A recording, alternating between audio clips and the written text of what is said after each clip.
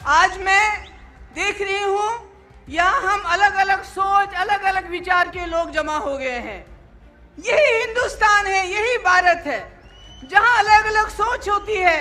यही हमारे संविधान ने हमें इख्तियार दिया है, अधिकार दिया है कि हम सबको मिलजुल के रहने का। अगर 2019 में उन्होंने कुछ भी ऐसा काम नहीं किया और पुलवामा के शहीदों के नाम वोट मांगे, उन शहीदों के नाम जिनके लिए सतपाल मलिक साहब कहते हैं कि उनको उनकी लापरवाही की वजह से शहीद होना पड़ा, आपने फिर वोट दिए।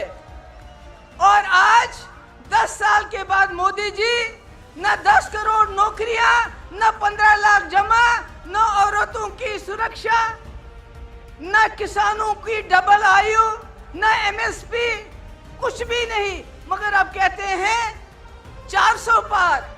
ये 400 पार क्यों करना चाहते हैं? मैं जम्मू कश्मीर से आती हूँ, वहाँ संविधान खत्म है। चाहे जम्मू हो, कश्मीर हो, लद्दाख हो, आप आते हैं टूरिस्ट बन के, देखते हैं सब ठीक है, कुछ ठीक नहीं है। आप ले चले जाइए, वहाँ हजारों के लोग सड़कों पे मिलेंगे, मगर कश्मीर में कोई सड़क पे नहीं आता है। अगर आता है उसको जेल में डालते हैं। कांग्रेस पार्टी के प्रेसिडेंट खरगे साहब, राहुल गांधी जी और जितने भी यहाँ स्टेज पे बैठे नेता, लीडर्स, और यहाँ महाराष्ट्र, मुंबई से आए हुए जितने भी भाई बहन, बुजुर्ग, बच्चियाँ, सबको मेरा आदाब, मेरा सलाम।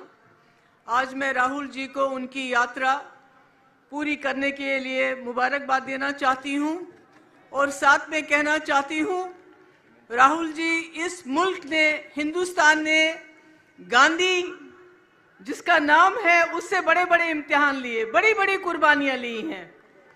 चाहे वो महात्मा गांधी जी हो, जिन्होंने आज़ादी की लड़ाई लड़ने के बाद इस मुल्क की आत्मा को बचाने के लिए अपनी जान दी, चाहे आपकी दादी इंदिरा जी हो, जिसने इस मुल्क के लिए आखिरी कतरा खून का दिया, चाहे आपके पिताजी राजीव गांधी जी हो, जिन्होंने इस मुल्क को अपने खून से सींचा।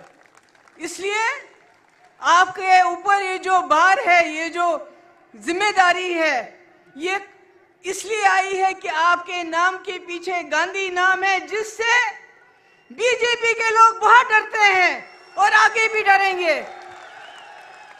आज मैं देख रही हूं यहाँ हम अलग अलग सोच, अलग अलग विचार के लोग जमा हो गए हैं।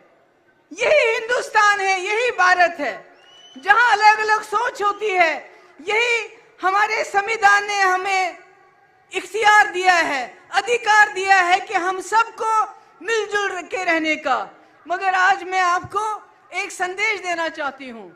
इलेक्शन आने वाले हैं, संविधान का सबसे ताकतवर हथियार आपका वोट आपके हाथ में है। आपने एक वक्त था सबसे प्रिय प्रधानमंत्री जो मेरी नजर में थी, इंदिरा जी को, जिसने 10 साल की उम्र में आजादी की लड़ाई लड़ी, जिसने बांग्लादेश को आजाद किया, जिसने अपना आखिरी कतरा खून का इस भारत के लिए दिया, उसको भी अपने वोट से आपने बाहर कर दिया। आपने 2014 में मोदी जी को चुना, जिन्होंने कहा सबका साथ, सबका विकास, सबका विश्वास, जिन्होंने कहा मैं हर साल 2 करोड़ नौकरियां दूंगा, जिन्होंने कहा 15 लाख रुपए जमा करूंगा तुम्हारे खाते में, जिन्होंने कहा कांग्रेस 450 रुपए में गैस सिलेंडर देती है, मैं 400 में दूंगा, जिन्होंने कहा औरतों के साथ ज्यादती हो रही है, मैं उनकी रक्षा करूंगा, और आपने वोट दे दिए। मगर 2019 में उन्होंने कुछ भी ऐसा काम नहीं किया और पुलवामा के शहीदों के नाम वोट मांगे, उन शहीदों के नाम जिनके लिए सतपाल मलिक साहब कहते हैं कि उनको उनकी लापरवाही की वजह से शहीद होना पड़ा, आपने फिर वोट दिए।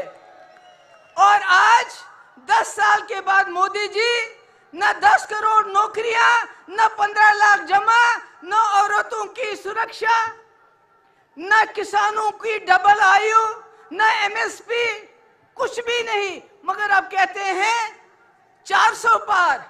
ये 400 पार क्यों करना चाहते हैं?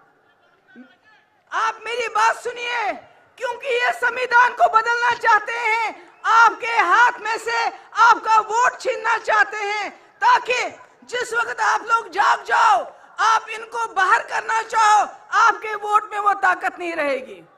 हम ऐसे हो जाएंगे जैसे चीन में वो किसी को भी वोट डालते हैं, चुना एक आदमी जाता है, एक जमात चुनी जाती है। जैसे प्यूटन रशिया में चुना जाता है, मोदी जी इस मुल्क को ऐसा ही बनाना चाहते हैं कि आपके वोट को, अगर आपने इस इलेक्शन में सोच समझ के वोट नहीं डाला तो आपके वोट की कोई ताकत नहीं रही। मैं जम्मू कश्मीर से आती हूँ, वहां संविधान खत्म है, चाहे जम्मू हो, कश्मीर हो, लद्दाख हो। आप आते हैं टूरिस्ट बन के, देखते हैं सब ठीक है, कुछ ठीक नहीं है। आप ले चले जाइए, वहां हजारों के लोग सड़कों पे मिलेंगे, मगर कश्मीर में कोई सड़क पे नहीं आता है, अगर आता है उसको जेल में डालते हैं।